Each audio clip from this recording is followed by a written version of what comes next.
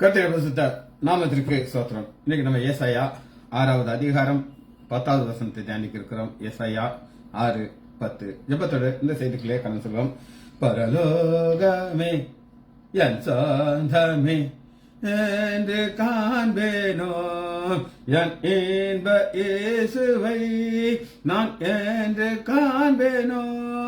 பரலோகமே என் சொந்தமே என்று காண்பேனோ. வருத்தம் பசிதாகம் மன துயரம் அங்கே இல்லை. வருத்தம் பசிதாகம் மன துயரம் அங்கே இல்லை. விண்கிரீடம் வாஞ்சிப்பேன், விண்ணவர் பாதம் சேர்வேன். விண்கிரீடம் வாஞ்சிப்பேன், விண்ணவர் பாதம் சேர்வேன். பரலோகமே என் சொந்தமே என்று காண்பேனோ. சிலுவையில் ஆராயுண்டேன், இனி நான் அல்ல இயேசுவே. சிலுவையில் ஆராயுண்டேன், இனி நான் அல்ல இயேசுவே. அவரின் மகிமையே எனது லட்சியமே. அவரின் மகிமையே எனது லட்சியமே. பரலோகமே என் சொந்தமே என்று காண்பேனோ. இயேசு என் நம்பிக்கையாம், இந்த பூமியும் சொந்தமல்ல. இயேசு என் நம்பிக்கையாம், இந்த பூமியும் சொந்தமல்ல. பரிசுத்த சிந்தையோடு இயேசுவை பின்பற்றுவேன். பரிசுத்த சிந்தையோடு இயேசுவை பின்பற்றுவேன். பரலோகமே என் சொந்தமே என்று காண்பேனோ. ஓட்டத்தை ஜெயமுடன் நானும் ஓடிட அருள் செய்வார். ஓட்டத்தை ஜெயமுடன் நானும் ஓடிட அருள் செய்வார். விசுவாச பாதையே சோராது ஓடிடுவேன். விசுவாச பாதையே சோராது ஓடிடுவேன். பரலோகமே என் சொந்தமே என்று காண்பேனோ.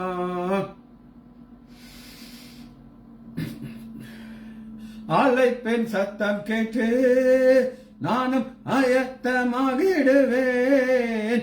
அழைப்பின் சத்தம் கேட்டு நானும் ஆயத்தமாகிடுவேன். நாட்களும் நெருங்குதே, வாஞ்சையும் பெருகுதே. நாட்களும் நெருங்குதே, வாஞ்சையும் பெருகுதே. பரலோகமே என் சொந்தமே என்று காண்பேனோ. பரம சுகம் காண்பேன், பரன் தேசம் அதில் சேர்வேன். பரம சுகம் காண்பேன், பரன் தேசம் அதில் சேர்வேன். ரப்பகல் ஏலையே ரட்சக வெளிச்சமே. ரப்பகல் ஏலையே ரட்சக வெளிச்சமே. பரலோகமே என் சொந்தமே என்று காண்பேனோ. பளிங்கு நதியோரம் சுத்த தாகம் தீர்த்திடுவார். பளிங்கு நதியோரம் சுத்த தாகம் தீர்த்திடுவார். தூதர்கள் பாடிட துயோனை தரிசிப்பேன். தூதர்கள் பாடிட துயோனை தரிசிப்பேன். இயேசுவின் நாமத்தினாலே ஜெபங்கள் பிதாவே, ஆமென். கர்த்தருடைய பரிசுத்த நாமத்திற்கு ஸ்தோத்திரம். ஆரோக்கியராஜ் பிரதர் பிரைஸ் லார்ட், லீலா பிரைஸ் லார்ட், செல்வி டீச்சர் பிரைஸ் லார்ட், நாகரத்னம் அம்மாள் பிரைஸ் லார்ட். செய்திக்குள்ளே போகிறோம். லாங்குவேஜ் ஏசாயா 6வது அதிகாரம் 10வது வசனம். இந்த ஜனங்கள் தங்கள் கண்கள் காணாமலும் தங்கள் காதுகள் கேளாமலும் தங்கள் இருதயம் உணர்ந்து குணப்படாமலும் நான் அவர்களை ஆரோக்கியமாக்காமலும் இருக்க நீ அவர்கள் இருதயத்தை கொளுத்ததாக்கி அவர்கள் காதுகளை மந்தப்படுத்தி அவர்கள் கண்கள் மூடி போடு.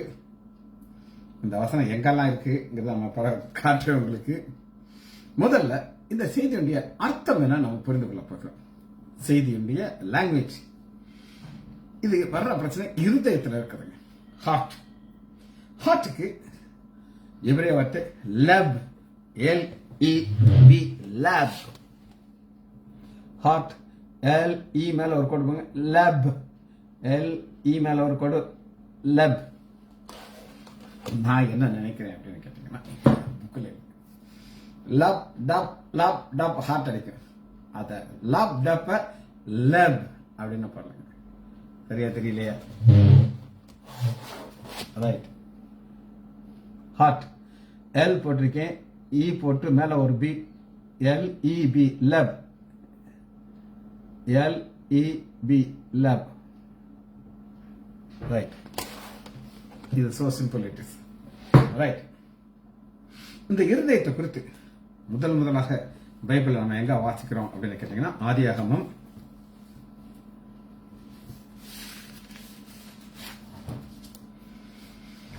6வது அதிகாரம் 5வது வசனம். 6:5. சரி. தாம் பூமியிலே மனுஷனை உண்டாக்கினதற்கு கர்த்தர் மனஸ்தாபப்பட்டார். அது அவர் இருதயத்திற்கு சொன்னார். ஆண்டோடைய இருதயத்துக்கு விசனம் ஆரம்பிச்சோம். இங்க கேட்கலாம், ஆண்டவனுக்கு இது கூட தெரியாதா அப்படின்னு கேட்கலாம். என்ன பிரச்சனைகளை நான் சொல்றேன். ஆண்டவர் ஒரு தெரிந்து கொள்ளுதலை கொடுத்திருக்கிறார், ஒரு ஃப்ரீடம் ஆஃப் சாய்ஸ் அப்படின்னு கொடுத்துறாரு. மரித்து உயிர் தெழுந்த ஆண்டவராகி இயேசு கிறிஸ்து எம்மாவர்ஷிகளோட நடந்து போகிறார். அவர் அப்புறம் போகிறத போல காட்டுகிறார். காட்டிட்டு நீ என்னை கூப்பிட்டா அவன் வீட்டுக்கு வருவேன், இல்லைன்னா வரமாட்டேன். So option. இந்த ஆப்ஷன் எங்க இருக்குன்னா, இருதயத்துல லப்ல எடுக்க வேண்டிய முடிவு. ஆதியாகமம் 6வது அதிகாரம். இது சரீரத்துல ஒரு ஆர்கனாகவும் இங்க எடுத்துக்கலாம். Heart, lub dub. இதனுடைய அர்த்தம் என்னன்னா, இது ஒரு இருதயத்தின் நினைவு. இருதயத்தின் நினைவை நீங்க யாத்ராகமம் 28வது அதிகாரம் 29, 28, 29. ஆரோன் என்ன செய்யணும் அப்படின்னு கேட்டீங்கன்னா, ஆரோன் பரிசுத்த ஸ்தலத்துக்குள் பிரவேசிக்கும் பொழுது இஸ்ரேல் புத்திரனுடைய நாமங்களை தன் இருதயத்தின் மேல் இருக்கும் மார்பகத்தில் கற்றை எழுதி பறித்துக்கொள்ளும். அவன் ஹார்ட் மேல நாமங்கள் எழுதப்பட்டிருக்கு. எதுக்குன்னா, ஆண்டவரே இவங்க நான் இருதயத்திற்குள்ள வைத்து இவங்களுக்காக நான் ஜெபிக்கிறேன்னு சொல்லி. இதுதான் ஒரு ஆழமான நாமத்தின் மேல இருக்கிறது. தாவீது தன் ஜெபத்தை எப்படி ஜெபிக்கிறார் அப்படின்னு கேட்டீங்கன்னா, சங்கீதம் 38வது அதிகாரம்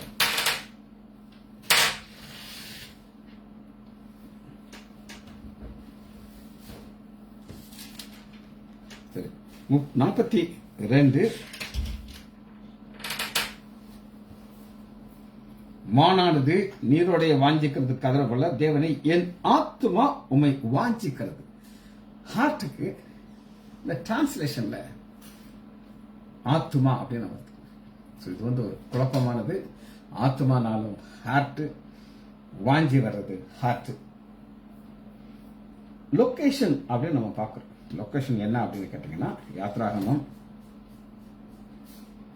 15வது அதிகாரம் 8வது வசனம். யாத்ராகமம் 15:8. லொகேஷன். உமது நாசியின் சுவாசத்தினாலே ஜலம் குவியாக இருந்தது, வெள்ளம் குவிகளாக ஆழமான ஜலத்தின் நடுவிலே கடந்தது. ஆழமான ஜடங்கிறது இங்கிலீஷ் பைபிள்ல, அதனால அது இங்கிலீஷ் பைபிள் நீங்க வச்சிருந்தா தான் புரியும். நான் இங்கிலீஷ்ல வாசிக்கிறேன் அப்படின்னு சொல்லி, the depth were congealed in the heart of the sea.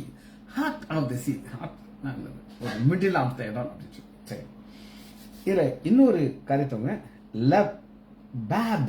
லபாப் என்ன காட்டுறாங்க. LEB லப் காமிச்சவங்களுக்கு அது கீழே ஏ போட்டிருக்கேன் பாருங்க. LEBAB லபாப். LE மேல ஒரு கூட லேபாப் BAB. இதுனா இன்னர் மேன், உள்ளான மனிதன். உள்ளான மனிதன்கிறது என்ன அப்படின்னு கேட்டீங்கன்னா, நம்முடைய நினைவுகள், சிந்தைகள். இப்ப மனுஷர்களுக்கும் மிருகத்துக்கும் அதான் வித்தியாசம். நமக்கு ஒரு உள்ளான மனிதன் ஒன்று இருக்காரு, அந்த உள்ளான மனிதன் தான் லப் ஆப். இந்த இன்னர் மேனை குறித்து உங்களுக்கு ஒரு வசனம் காங்க. புதிய ஏற்பாட்டை எடுத்து நான் பழைய ஏற்பாட்டில் உங்களுக்கு காட்டுறேன். உபாகமம் 30வது அதிகாரம் 14வது வசனம். 30:14. நீ அந்த வார்த்தையின்படி செய்யும் பொருட்டு அது உனக்கு மிகவும் சபையமாயிருந்து உன் வாயிலும் இருதயத்திலும். அப்ப வசனம் நமக்குள்ள எங்க போன இருதயத்தில் இது இன்னர் மேனுக்குள்ள போகணும். யோவேல் எடுத்துக்கோங்க. 20 யோவேல் 2வது அதிகாரம் 13வது வசனம். நீங்கள் உங்கள் வஸ்திரங்களை அல்ல உங்கள் இருதயத்தை கிழித்து. அப்படின்னு அர்த்தம். இருதயத்தை கிழிக்கலாம் முடியாது, வஸ்திரத்தை கிழிக்கலாம். அப்ப அந்த இருதயத்திலிருந்து அந்த மனம் திரும்புதல், பாவ மன்னிப்பு வரணும்னு அந்த எதிர்பார்க்கிறார். அந்த இருதயத்தை ஹார்ட்டை பற்றி இன்னொரு வசனத்தை நம்ம பார்ப்போம். 1 சாமுவேல் 16வது அதிகாரம். நமக்கு எல்லாருக்கும் அதிகமாக தெரிந்த வசனம். 16வது அதிகாரம் 7வது வசனத்துல ஆண்டவர் சாமுவேலை பார்த்து சொல்றாரு, நீ வெளியே பார்க்கிற, நான் உள்ள பார்க்கிறேங்கிறார். நான் மனுஷன் பார்க்கிற விதமாக நான் பார்க்க மாட்டேன். மனுஷனோ முகத்தை பார்ப்பான், கர்த்தரோ இருதயத்தை பார்க்கிறார். இருதயத்திற்குள்ள என்ன இருக்கு? இதுதான் லபாப். சரி, ஹார்ட்டை பார்த்தாச்சு. அடுத்து இயர், காது. இந்த காதை பற்றி நான் ஏற்கனவே உங்களுக்கு சொல்லியிருக்கிறேன், திரும்ப உங்களுக்கு காட்டுறேன். இயர், ஓசான். ஓ மேல ஒரு கோடு போட்டுங்க. ஓசான். ஓ மேல கோடு. ZEN, ஓசான். தெரியுது நினைக்கிறேன் உங்களுக்கு. ரைட். இந்த ஓசான்ங்கிறது என்ன அப்படின்னு கேட்டீங்கன்னா, இது காது அணி போடுற இடத்து தான் காது. ஆதியாகமம் 35வது அதிகாரம் 4வது யாக்கோபு வர்றாரு. அந்த பெண்கள்கிட்ட இருக்கிற காதணி எல்லாத்தையும் கொண்டு போய் கருவாளி மரத்துக்குள்ள போய் புதைச்சு போட்டாங்க. காது இருக்கும் இடம். இந்த காதை ஒரு கீழ்ப்படுதலுக்கு ஒரு அடையாளமாக சொல்கிறார்கள். யாத்திராகமம் 21வது அதிகாரம் 6வது வசனத்துல ஒரு சம்பவத்தை பார்க்கணும். அது என்ன அப்படின்னு கேட்டீங்கன்னா, ஒரு எஜமானன் இருக்கார், ஆட்டோ ஒரு வேலைக்காரர் இருக்கான்.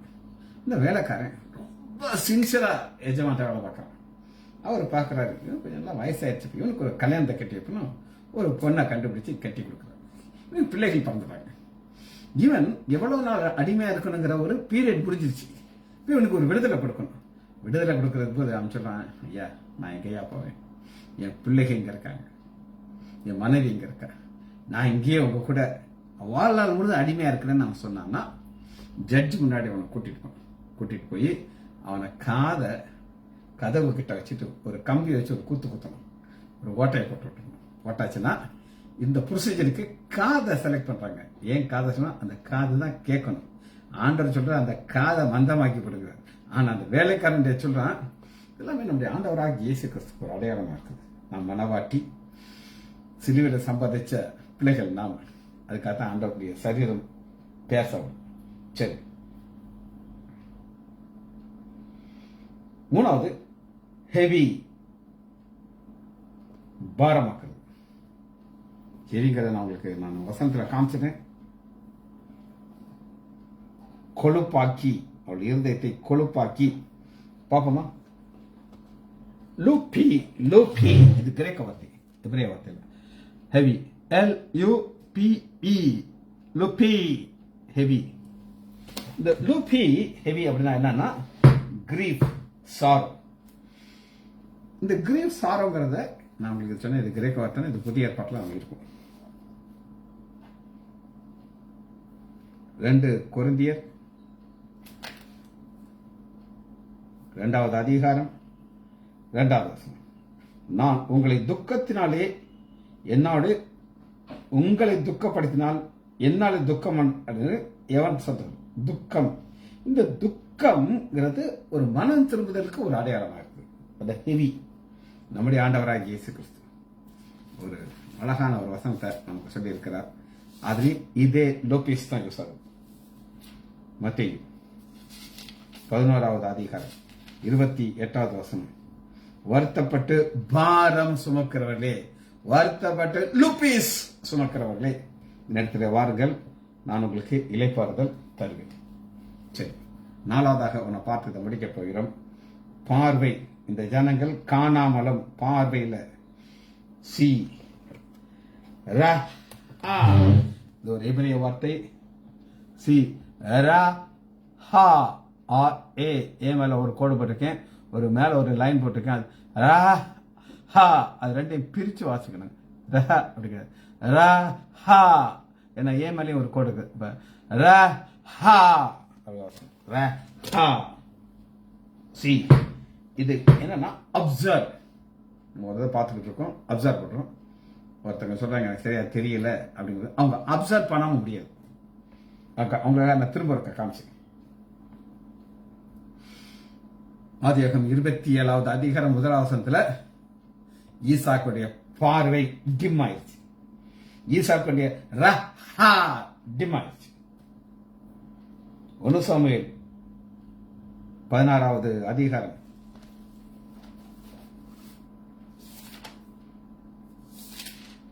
7வது வசனம். 1 சாமுவேல் 16:7. கர்த்தர் சாமுவேலை நோக்கி, நீ இவனுடைய பக்கம், கர்த்தரோ இருதயத்தை பார்க்கிறார். இருதயத்தை நான் காமிச்சு பார்க்கிறார். சி ரஹா, மனிதன் பிராகாம பார்க்கறதா இல்ல. இது எல்லாருக்கும் நமக்கு தெரிஞ்ச ஒரு சம்பவம். அதை அவங்களுக்கு காமிச்சிட்டு இந்த செய்தி நம்ம முடிக்க போறோம். நியாயாதிபதிகள் 16வது அதிகாரம்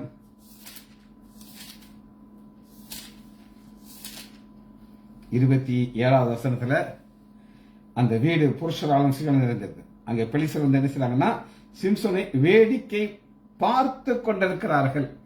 அவங்களுக்கு தெரியாது குளத்துல மட்டை போட போறது. ஆனா ஒரே ஹாப்பி மூட்ல இருக்கிறாங்க. அதனால அவர்கள் சரி, லாங்குவேஜ் பார்த்தாச்சு. இப்ப நம்ம வசனத்துக்குள்ள வருகிறோம்.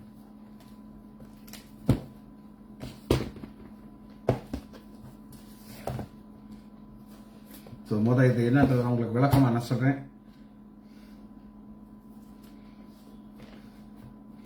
குறிப்பு எடுக்கிறவங்க எழுதிக்கோங்க. இது எங்கெங்கெல்லாம் அந்த வசனத்தை ஆவியானவர் எழுதி வச்சிருக்கிறார் அப்படின்னு சொல்லி. மத்தேயு 13வது அதிகாரம் 14வது வசனம், மார்க்கு 4:12, லூக்கா 8:10, யோவான் 12:40,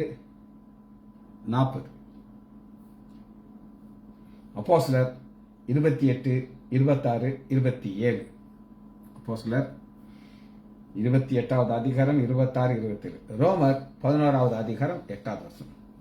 இங்க எல்லாமே இத்த இடத்துலயும் இந்த ஒரு வசனத்தை ஆகினார். அந்த வசனம் எந்த அளவுக்கு ஒரு ஆழமான ஒரு அர்த்தம் புரிந்துக்கலாம். சரி, ஃபர்ஸ்ட் அதை அனுப்பும்போது என்ன நடக்கும் நான் உங்களுக்கு காட்டுறேன். எசாயா 29வது அதிகாரம் 10வது 29, 19, 26, 10. கர்த்தர் உங்கள் மேல் கன நித்திரையின் ஆவியை வர பண்ணி உங்கள் கண்களை அடைத்து ஞான திருஷ்டிக்காரனாகிய உங்கள் தீர்க்கதரிசிகளையும் தலையும் முக்காடு போட்டார். கன நித்திரையின் ஆவி அப்படின்னா நம்ம பார்த்து கொண்டு இருப்போம். அதாவது தூக்கம் கிடையாது, தூக்கமும் அது வரும். இங்க நான் சொல்றேன், ஒரு முறை எங்க ஆலயத்துல ஒருத்தர் வர்றார். வந்து ஒயிட் பேண்ட் ஒயிட் ஷர்ட் போட்டு கர்ச்சி படுத்தாரு, எல்லாத்தையும் தொலைச்சார். அவர் சுத்தக்காரன். அவரு வந்து உட்கார்ந்தாரு, கையை இப்படி வச்சாரு, தூங்கிட்டார். ஒருத்தர் பக்கத்துல உட்காந்து செய்தி தலை அப்படியே ஆடிட்டே இருக்கு. சாங் சாங் சாங் டமால் விழுந்துட்டார்.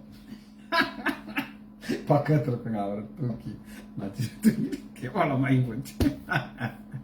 இது கன நித்திரை ஆவி. ஆனா இது கன நித்திரை ஆவி கிடையாது. என்னன்னா 29வது அதிகாரம், கர்த்தர் உங்கள் மேல் கன நித்திரை ஆவியை வர பண்ணி உங்கள் கண்களை அடைத்து ஞான திருஷ்டிக்காரர்களாகிய உங்கள் தீர்க்கதரிசிகளையும் முக்கணும். அப்படி அந்த செய்து ஒருத்தர் மக்கள் பார்க்க முடியாத ஆக்கி விட்டுவார். லிட்டரலி கண்களை அடைக்கிறார். 1 சாமுவேல் 26:12, 26:12. இது தாவீது ஆண்டவர் டெஸ்ட் பார்க்கிறார். தாவீது சவுல் நல்லா தூங்கிட்டு இருக்கார். அங்க இருக்கிற கேப்டன், பாடி கார்டு எல்லாரும் ஒரே தூக்கம். எப்படி தூக்குறாங்க அப்படின்னு கேட்டீங்கன்னா, கர்த்தர் அவர்களுக்கு அயர்ந்த நித்திரை வரவதுனாலே அவர்களெல்லாம் தூங்குனார். அவங்க மேல தப்பு கிடையாது. ஆண்டவர் கன நித்திரை ஆவியை அனுப்பி எல்லாரும் தூங்க வச்சு தாவீதுடைய ரியாக்ஷனை பார்க்கிறார். தாவீது சவுலை கொல்ல போறாரா இல்லையான்ட்டு இந்த ஆண்டவர் தாவீதுக்கு வைக்கிற டெஸ்டுக்காக ஒரு தூக்கத்தை அனுப்புகிறார். ஏசாயா 63:17. 63:17. கர்த்தாவே, நீர் எங்களை உம்முடைய வழியை விட்டு தப்பி போக பண்ணி எங்கள் இருதயத்தை உமக்கு பயப்படாதபடி கடினமா பழியை யார் மேல போடுறாங்க பார்த்துங்க. ஆண்டவர் ஒரு சில நேரம் செய்வார். பார்வோண்ட இருதயத்தை கடினமாக்குறார். ஏன் பார்வோண்ட இருதயத்தை கடினமாக்குறார் அப்படின்னு கேட்டீங்கன்னா, அப்பதான் செங்கடலை ஆண்டவர் திறக்க முடியும். அவன் மட்டும் வணக்கம் வச்சு எல்லாம் போங்க சாமி அனுப்பியிருந்தாங்கன்னா அவங்க ஜாலியா போயிருப்பாங்க. ஸோ ஒரு பேலன்ஸ்டான கருத்தை நீங்க இதை புரிந்து கொள்ளணும். இது கடினமான இருதயம். இப்ப நம்ம காட்ஸ் பவர், இப்போ பார்வனத்தை நான் உங்களுக்கு காட்ட போறேன். காட்ஸ் பவர் அவங்களுக்கு காட்ட போறேன். யாத்திராகமம் 7:3. 3. யாத்திராகமம் 7:3. நான் பார்வோனுடைய இருதயத்தை கடினப்படுத்தி எகிப்து தேசத்தில் என்னுடைய அடையாளங்களையும் அற்புதங்களையும் மிகுதியாக நடப்பிப்பேன். தேவன் தன்னுடைய பவரை காட்டுவதற்கு பார்வோனுடைய இருதயத்தை கடினப்படுத்த 10 வாதைகள் அனுப்புகிறார். ஆபிரகாம் சொன்ன வாக்கு தத்தம், பிள்ளைங்க சும்மா எல்லாம் போக மாட்டாங்க, மிகுந்த பொருள்களோட போவாங்க. எல்லாத்தையும் நடத்தி காட்டுறதுக்கு ஒரே ஒண்ணு, அவரை கடினப்படுத்தும். 10:27. யாத்திராகமம் 10:27. கர்த்தர் பார்வோனுடைய இருதயத்தை கடினப்படுத்தினார். அவன் அவர்களை போக மனதில். 14:17. ஈத்தர் உங்களை பின் தொடர்படி நான் அவர்கள் இருதயத்தில் அவர்கள் இவனோட பார்வனை சிங்கரில் காமிச்சு பார்க்கலாம். எல்லாரும் சொல்லுங்க, ஆமாங்க ஐயா ராஜா, நம்ம எல்லாம் போனா பிடிச்சலாம் ஃபுல் ஸ்பீட்ல வராங்க. எல்லாருடைய இருதயம். 2வது ஃபேக்ட். இந்த ஃபேக்ட்ங்கிறது என்ன அப்படின்னு கேட்டீங்கன்னா, வசனத்தில் நான் உங்களுக்கு காட்டுறேன். ஃபேக்ட்னா என்ன, அதனால என்ன நடக்கும். கொடுப்பிடாவனுக்கு நம்ம மக்கள் சொல்றாங்க, கொடுப்பிடாவனுக்கு. உபாகமம் 32:15. யோசுவன் கொழுத்து போய் உதைத்தான். கொழுத்து ஸ்தூலித்து நிதம் துண்ண பொழுது தன்னை உண்டாக்கின தேவனை விட்டு ரட்சிப்பின் கண்மலையை ஆசைப்படும். ஒரு சாட்சியை சொல்றேன். நம்ம ஆஸ்பத்திரியில் ஒரு ஸ்டாஃப் இந்து குடும்பத்தில் இருந்து ரட்சிக்கப்பட்டு அப்படி ஒரு வைராக்கியம் இருந்தா, அவளுக்கு ஆண்டவர் ஒரு அருமையான ஒரு திருமணத்தை நடத்தி கொடுத்தார். அவங்க அம்மா எங்கிட்ட சொல்றாங்க, அவங்க பொண்ணு கல்யாணம் வைக்கல, ஐக்கியா எங்களுக்கு நிறைய கடன் இருக்கு, நாங்க போய் கல்யாணம் விட்டோம். அருமையான மாப்பிள்ளை வந்து கட்டினாரு. ஒரு பையன் பொண்ணு ஆண்டவர் கொடுத்தார். அவளுடைய சகோதரி அந்த பொண்ணும் ஒரு கண்ணாடி கடை வச்சா. அதுக்கு ஆண்டவர் ஒத்தாசை புறத்துல இருந்து கொடுத்தாருங்க. கொடுத்த அருமையான கடையை வச்சு அழகா நடத்திட்டு இருந்தார். அவளுடைய ஊழியம் என்னன்னா, அவர் சம்பாதிக்கிற பணத்துல ஃபுல் பைபிள் வாங்கி அதை கிஃப்டா கொடுப்பார். அப்படிப்பட்ட பொண்ணு அவ கொழுத்து ஸ்தூலித்து தன்னை உண்டாக்கின தேவனை விட்டு ரட்சிவினை ஆசட்டை பண்ணினார். அந்நிய தேவர்களால் அவருக்கு எரிச்சல் விட்டு. என்னுடைய டிரைவரை நான் அனுப்புறேன், சத்தியன் ஐயா, அங்க போய் விக்கிரத்தின் போட்டோ இருந்தா அதை எடுத்துட்டு வான்னு சொல்லி அவன் ஒரு போட்டோ எடுக்கிறான். கரெக்டா அவருடைய அக்கா இங்க ஆஸ்பத்திரி வேலை பார்த்த பொண்ணு அந்த விக்கிரத்துக்கு கீழே நிக்கிறா. அவளுக்கு தெரியாது இந்த போட்டோ என்னைய பார்க்க வருதுன்ட்டு. போட்டோ எடுத்து அனுப்பிட்டான். நான் சொன்னேன், என்னமா இது. அவளும் பிரைஸ் எல்லாம் போட்டுட்டு ஒன்றும் சொல்லலை. இல்லைன்னு சொல்ல முடியாது. பார்த்தீங்களா, சாட்சி இருக்கிறது. இதான் கொழுத்து. எல்லா ஆசீர்வாதத்தை வாங்கிட்டு இஷ்டத்துக்கு வாழ்ற வாழ்க்கையா. சரி, கொழுப்பை காமிச்சேன். அடுத்து காதை காட்டப்படுறேன் உங்களுக்கு.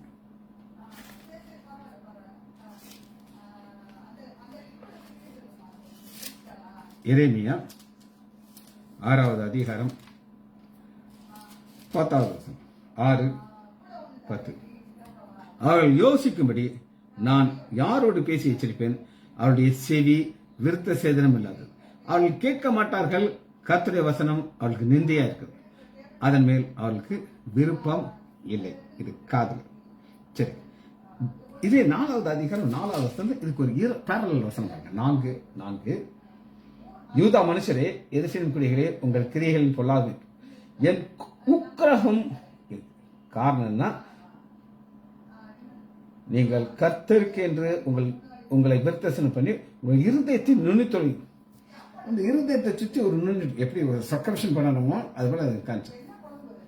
சரி, தேவனுடைய எதிர்பார்ப்பு அப்படின்னு இருக்குது. அது என்ன அப்படின்னு கேட்டீங்கன்னா, வாசிப்போமா? தேவனுடைய எதிர்பார்ப்பு 2 கொரிந்தியர் 2வது அதிகாரம் 16. 2 கொரிந்தியர் 2:16. 15. ரட்சிக்கப்படுகிறவர்களுக்குள்ளேயும் கெட்டப்படுவர்களுக்குள்ளேயும் நாங்கள் தேவனுக்கு நற்கந்தகம் இருக்கும். அது ஃபிளேவர் வாசிக்கும். கடையில் போனா விற்கிறவர். அதான் அடுத்த வசனம்.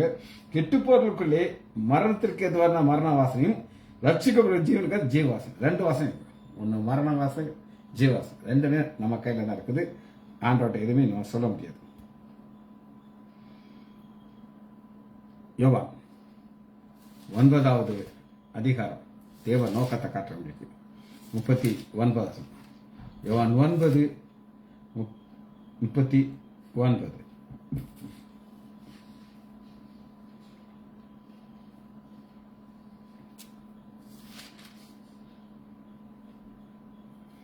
அப்பொழுது இயேசு, நேற்று இந்த வசனத்தை உங்களுக்கு காமிச்சு திரும்ப வைக்காது. இயேசு காணாதவர்கள் காணும்படியாகும், காண்கிறவர்கள் குற்றம்படி. காணாதவர்கள் காணும்படியா நம்ம தான், நம்ம பார்க்கல, ஆனால் விசுவாசிகள். காண்கிறவர்கள், அன்னைக்கு இருந்த யூதர்கள் பார்த்தாங்க, ஆனா ஆண்டவரை ஏற்றுக்கொள்ளவில்லை. அப்போஸ்தலர் 28வது அதிகாரம் பவுல் தன்னுடைய ஊழியத்தை முடிக்கிறாரு. முடிக்கும் போது ஒரு சில யூதர்கள் வந்து சண்டை போடுறாங்க. அப்போ 28வது அதிகாரம் 27. இந்த ஜனங்கள் 20.